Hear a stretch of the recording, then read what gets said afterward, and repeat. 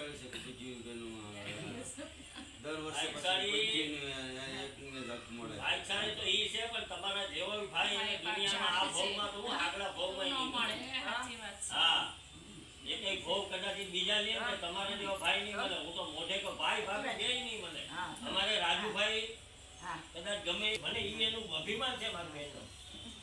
એના પેટમાં કોઈ પાણી ન થઈ રહ્યું તમે આમ કેમ કહ્યું. રાજુભાઈ કોઈ દી નહીં બોલે. એ અમારે બેન મનીષાબેન છે. મનીષાબેન ને બધાને આશીર્વાદ ને બધું મળે છે. એ બધું થઈ જાય માતાજી દયાથી માફ દેખી છે.